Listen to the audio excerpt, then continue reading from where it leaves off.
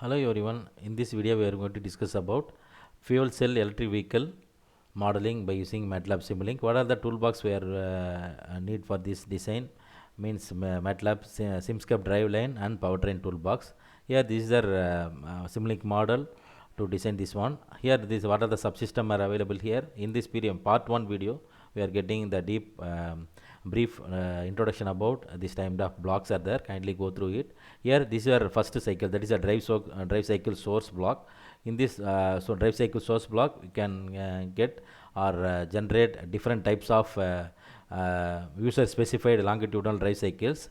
In this block's output is the vehicle longitudinal speed. You can also import drive cycles from predefined sources, workspace variables, and also include arrays and time series objects in terms of mat file, in terms of XLS, in terms of Excel sheets or text files also you can see. Here by using the cycle setup block, here the drive cycle sources can be selected. Here for example there is a lot of input drive cycles models are there. For example FTP72 drive cycle, FTP75 and NEDC model and WLTP model. Okay, here in this NEDC models are also there. Here for example I am selecting this 5 FTP75 drive cycle source. Here in this file cycle selected, here just you can see the plot drive cycles.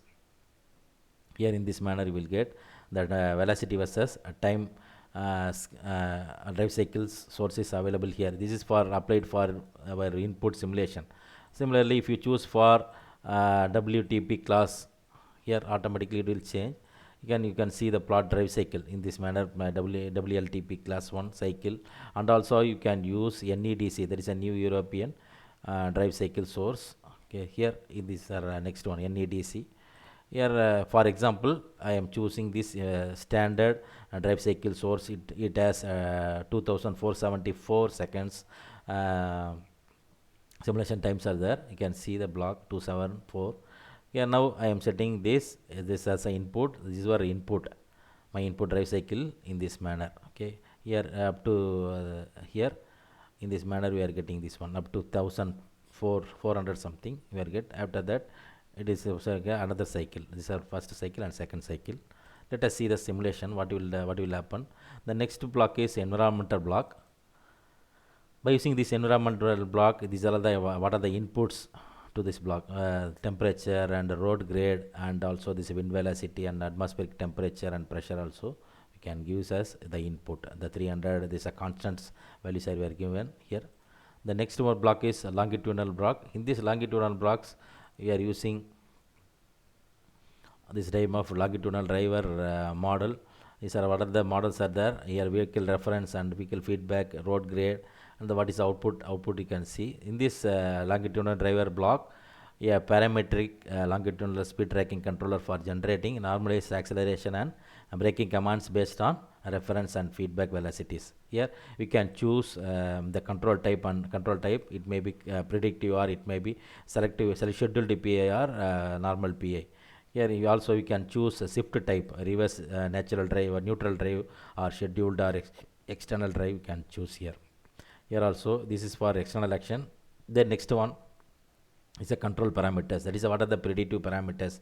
Here the vehicle mass, how much weight you can see here in this model, 1500 vehicle mass, and what is the effective vehicle load, tractive force, and the driver response time and preview distance. All things we can apply here for your simulation purpose. The next one, what is the initial gear values, and what is the time required to shift values also you can give now. The next block is important block, is a controller block. In this controller blocks, the powertrain controller module, and this what are the inputs, powertrain control inputs, what is the powertrain control outputs are there. What are the inputs to the fuel cell? You can see here fuel cell electric vehicle powertrain controller. Here what are the inputs are there. There is a acceleration pedal and deacceleration pedal, input and vehicle speed and battery state of charge and battery power, battery current, motor speed and fuel cell voltage. Okay, what is the output after this control? After this controller we are getting the motor torque and brake command, what is your power required, and what is the fuel cell current, and what is your fuel cell temperature. You can see here in this powertrain control inputs by using this multiplexer block, demultiplexer block we can give, And the next one, powertrain controller model, has the different kind of subsystems are used here. In this, these were fuel cell control.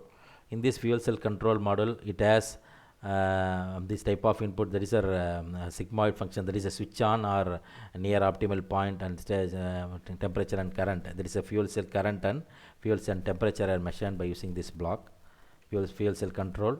And the next one is the battery management algorithm. The important one is a behavioral level battery management systems. It limits battery charge and discharge power based on state of charge. Here are the charging and discharging limits and curves can